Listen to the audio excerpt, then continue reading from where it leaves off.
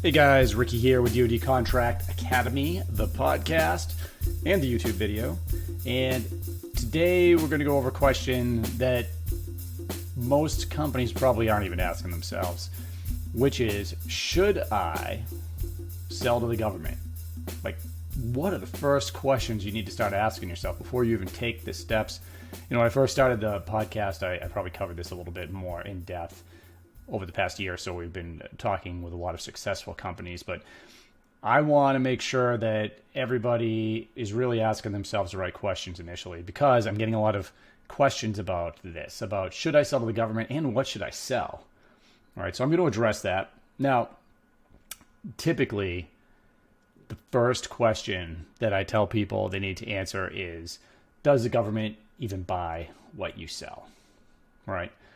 But I'm going to preface that with, because I'm getting a lot of questions about this. And when I say that, I'm getting a lot of people reaching out asking, hey, what should I sell? Right? Hey, we could sell anything. What should I sell? Well, okay, this is a decent drill to go through, but testing out something to sell for the first time, right? And when I say that, I mean a product or a service or a technology.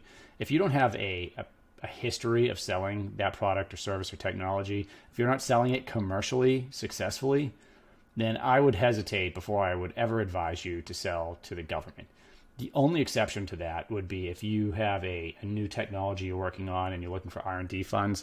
But if you were saying, hey, I've never worked in the automotive industry, but I want to sell cars to the government because, I'm seeing just by the research that we've done that this would be a good area for me to focus.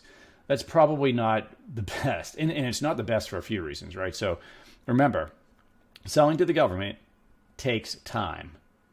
You have to plan at least on 18 months before you win your first contract with the government. Now, you can do it before that. We have examples of that. But you need to plan on being consistently engaged with the government. This is the long game. It's not a quick win. It's not like, hey, I'm going to start selling and I'm going to immediately be successful. There are those stories, but those are rare. This is consistent effort over time. And that's consistent effort with a good plan that makes sense, because selling to the government's not selling B2B, it's not selling B2C. You have to know what you're doing. And you can learn a lot of that just by listening to this podcast. But I want to go over some of the first things. So first, if you're looking to start a business from scratch and you're thinking, hey, I'll start a business that's just selling to the government, I would probably advise you against that. Pick your niche. You can use these research tools to help find a niche, but I would say look at commercial sales also, because you need something to fund this, right? So if it's going to take you 18 months to win your first government contract, you need money coming in to support you while you're doing that, right? So typically this is best suited for a small business or a company that already has an established business practice. They're selling, they know what they're doing. Now we want to introduce a government line of funding into the business.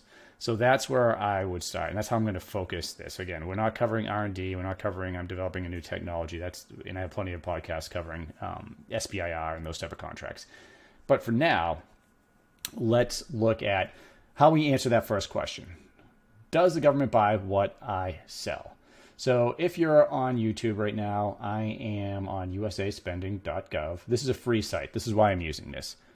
I use it sometimes. Typically, I'm paying for other tools, and those other tools range in price. GovTribe's kind of at the bottom, and then you have more expensive tools for research that you can use that are kind of at the top of the heap that you may not need right now, but as you start developing your team, you start winning government contracts, you can start introducing the more pricier options. And I did a podcast episode totally dedicated to the different types of tools that you can use. And I've done others as far as, looking for opportunities and helping you to write RFIs, things like Use Rogue, which I used a little bit on the last episode as well, which can be really helpful, helping you put a solution together. But looking at Spendinggov, I'm going to click Start Searching Awards. And we're assuming that you have a specialty, that you have a business, or at least a personal background working in an industry where you have an expertise, which is, accredited, and that we can, show past performance with the government. Like, this is somebody that can, that you can utilize. Okay, so When I click on the first tab here in USA Spending, you'll see I'm in the advanced search tab. So what I like to do is I like to look, when I'm trying to answer the question, does the government buy what I sell? I like to look at the past 3 years or so. You can go back 5 years, but there's a lag in government reporting on spending, right? So that's one thing. And the other is, there are fluke years. So if I go back and I look at like 2020, we're going to see some different numbers just because of COVID, right? Some years the funding can change things. So I like to look at least multiple years. I don't like to look at just 1 year. And I don't want to look at, if I'm looking at what the government spent in 2011, well, what the government bought, for instance, software-wise in 2011 might be a lot, and is a lot different than what we have today. So I'm going to click 23, which is this year, 22, and 21. Now, this says FY23. And if you're following on the YouTube, FY just stands for fiscal year. The government fiscal year begins October 1st and it ends at the end of September. So that's just so you're aware. We're basically in the last, let's see here, September, August. I have to do public math here. So we're at the end of the third quarter, the fiscal year. This is June of 23 that we're doing the podcast. And a lot does happen in the last quarter of the fiscal year, just so you're aware. A lot of sale, and that's probably a good idea for a podcast episode. We'll go over fallout funds and how you can capitalize on those. Okay, FY23, FY22, FY21. Now, I just want to get an idea of total spending. So let's say, and I'm going to use this as an example. I already know what's coming here, but let's say that you are a company that specializes in training, developing training curriculum. And so if you are, maybe you have a focus area within training, or maybe you can develop training in a lot of different areas. What I'm going to do is I'm going to go down here to something called the product service code. Basically, anything you sell to the government is going to be categorized. There's NAICS codes, North American Industry Classification codes, which are more broad, right? Like construction services, right? And then there's going to be product service codes, which are more specific, like hospital laboratory construction repair, so that's obviously a very specific niche within the NAICS code. So just using that as an example. Now, I already know what code I'm going after here, but if you don't know the code, there's a couple drop downs, research, R&D, services, and products, and there's different codes within there. You can type them in, like I'll type in training. And if I do that, a bunch of different training codes are going to come up. But I already know, based on what I just told you, the code I want to use is U008. And U008 pops up, and this is education and training. And it's under education and training, curriculum development. Okay, so you have a company that specializes in this. So this is just an example you can follow along with to help you answer the question, or at least see how I like to answer this question.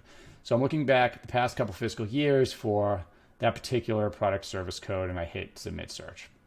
Now, when I hit submit search, again, this is on usaspending.gov. This is a free government website, which is here to show you, the U.S. citizen and the U.S. companies, like, hey, what is the government buying, and give you some information. So this can be, upfront, and, anybody can go in here and start checking things out. And this doesn't have everything in it, like all the information, but this has enough to get you started.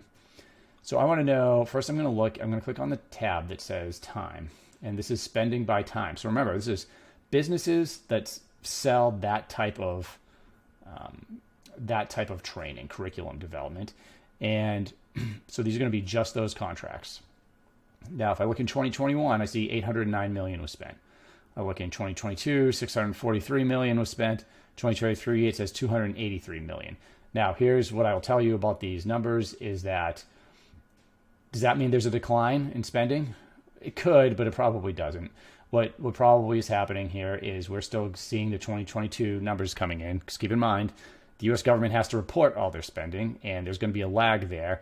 And it's not just a dozen, 24 agencies, federal agencies that have to report spending. Remember, each agency, if I'm thinking about the Air Force, I'm thinking about 1,000 different acquisitions offices that don't talk to each other, right? So when you think about that, and that it's the government, right? No matter what service or agency, some people are great at their job, great at reporting, others are going to lag and fall behind. So that's just the way it is.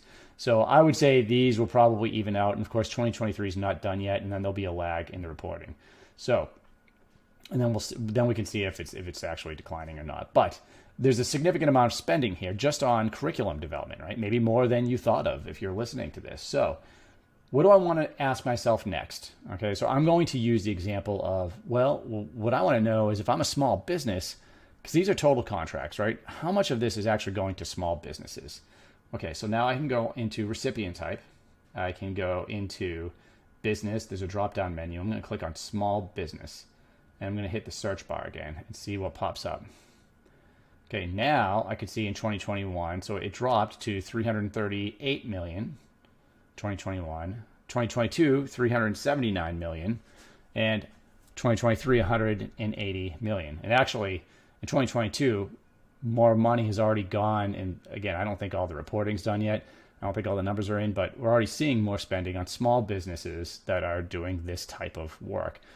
I can click on categories also, and I can see that the Department of Defense is spending the most. Now, this is just the small business contracts, but Department of Defense over the past 3 years, I mean, that is $523 million and change, followed by the Department of Energy and Homeland Security. I can also look at sub-agencies. And what this is going to do is kind of give me more of a breakdown, right? Who am I actually selling to? Because that's on the list. Does the government buy what we sell? Well, we already know they do, but we're going to get a little more refined. Who in the government buys what you sell? So I'm already looking at DOD with Army, Navy, and then Air Force at the top of that list. Okay, but I want to know more. So, because we can refine this a little bit more. So let's say you are a woman-owned small business, right? So I can click on the woman-owned small business tab. And again, this is under recipient type in usaspending.gov if you're listening to the podcast. And I'm going to unclick the small business because I just want to see woman-owned small businesses for, again, this PSE code. So we can see here, 338 million. I haven't done the search yet. In 2021, 379 million. In 2022, I'm going to hit some search again. Let's see here. I think it's still thinking about it. Nope, it's done. So it went from 338 million to 90 million in 2021 to 116 million in 2022. But guys, this is still a significant amount of spending for a very specific niche. We're talking about curriculum development. And this is just for woman-owned small businesses. So if I am helping a woman-owned small business, or if you are a woman-owned small business, this is the level of specificity that you need to get into before you make your decision, right? So we know $90 million, $116 million in 2022, $36 million so far in 2023 just to woman-owned small businesses. So there's something here, okay? We know that they're spending money on these type of services for a business that looks like yours. It's a very powerful thing to understand because you don't want to try selling to the government if they're not buying what you sell or there's not going to be enough of it. Now, what about the categories, right? Now, I can go over to the categories again, and because sometimes they change, and they just did, right? So if I'm looking at the agencies that are doing the spending now for woman-owned small businesses, DOD is still at the top, and they're at 143 million, but remember, Department of Energy was second to DOD, and now it's the Department of State at 25 million. So does that mean that the Department of State awards more woman-owned small businesses contracts than Department of Energy? Well, in this category, it does. In fact, I don't even see Department of Energy in the top 10 or so. I'm going to go to sub-agencies now and see if that changed. Because it was Army, Navy, Air Force, and now it's, okay, now this is interesting. Army, clearly, $72 million over the past couple of years. Then it's actually Department of State, so and Washington Headquarters Services, both are above the Navy and the Air Force. So what does that, I mean, now we're saying, who should we be targeting? This gives us a very clear idea that the Army is probably going to be on that target list, right? Now we got to see, of course, what type of training they're buying. There's a lot more research to do here, but we have a really good sense of not only is there spending for what we're selling, but who should we be targeting as a potential customer, a government customer. And there's more. There's other research tools we can use to find out the offices. We can look at the actual contracts. So like when we go to the table tab in USA Spending and I look under contracts, it's showing me a lot of different contracts with these businesses.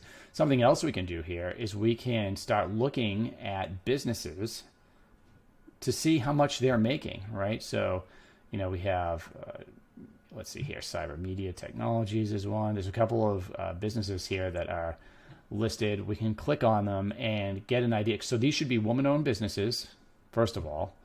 And we can see that I just clicked on one. It says it's a woman-owned business.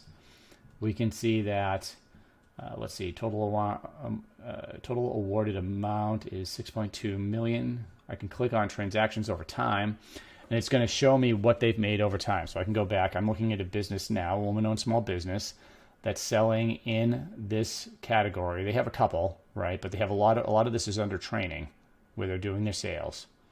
Looks like 58% is training, is U009, is generalized training, and 41% of their contracts are under U008, which is basically that curriculum development.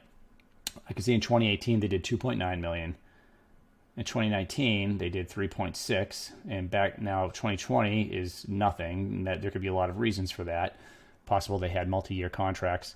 Now going into 2021, we start seeing a rise again. So 859,000 they made that. This is government contracts over time. 1.7 million in 2022 and 6.2 million in 2023. Now, this is just one example. Hold on one second. This is just one example, but I wanted to show you this because this can give you a good sense of what you can do over time. You have to look at more businesses, obviously, that look like yours, that are selling what you sell, to really get that breadth, right? So what can you really do? And by the way, I made one mistake.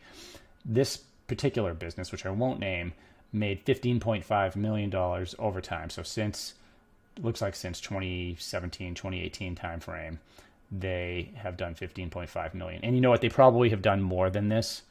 This is just what's in the system right now. This is just giving you one way that I look at different companies that are out there for what they're selling. Now, this is all publicly available information. So I want you to understand, if you sell to the government, everything you do is publicly available, right? It's not a secret. So that's something you need to understand. This is not a secret. Your contracts will be available. I can look at them. Your competitors can look at them.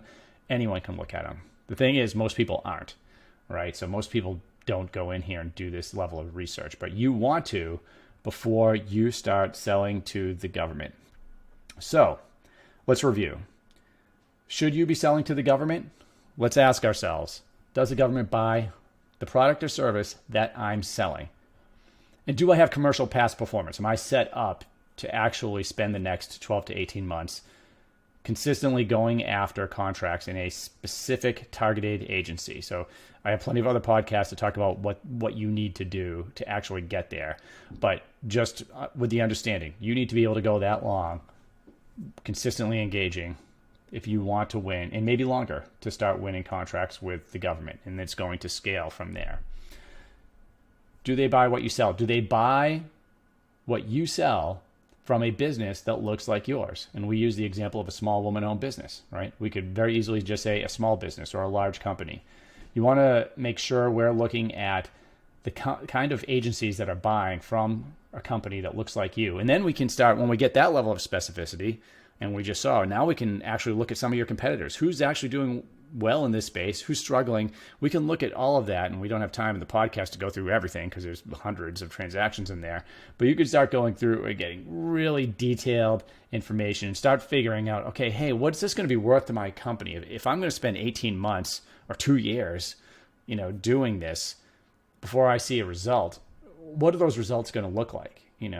If you went in and did this drill and saw that, the government only spent $10 million a year in the particular niche, meaning 30 million over the past 3 years, and that the small businesses were only making, they were only taking 3 million of that a year, and that your competitors were only making, let's say, $50,000 to $100,000 a year, and those were, the ones at the top. Well, if that's what we found, would it make sense for you to go into government contracting and spend all that time trying to win contracts?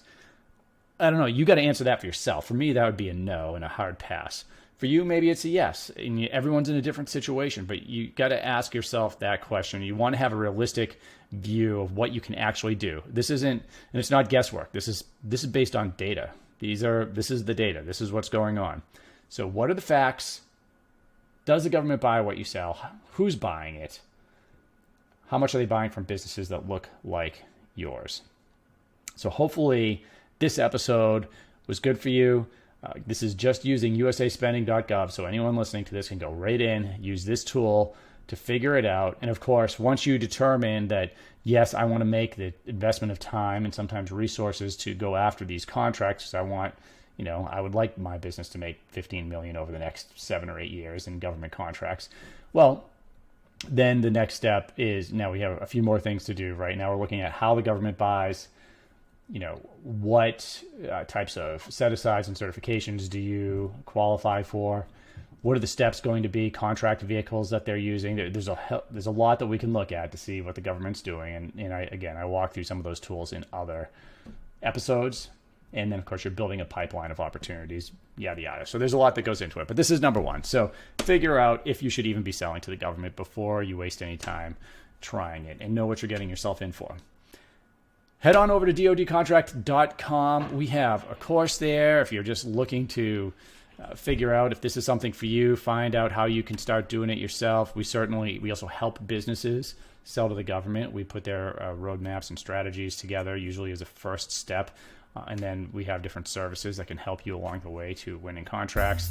And then for specific companies, if you have a technology or solution that you're already selling commercially, that's proven, you think it's something that the government needs and it makes sense, there are certain circumstances where we'll partner with other businesses, and there's a lot of ways that we can do that in order to get you going in the right direction and get those sales moving. So head over to dodcontract.com. Hey, subscribe to the podcast, leave a review. That really helps us. And let me know if there's any episodes that you'd like to see in the future. All right, take care.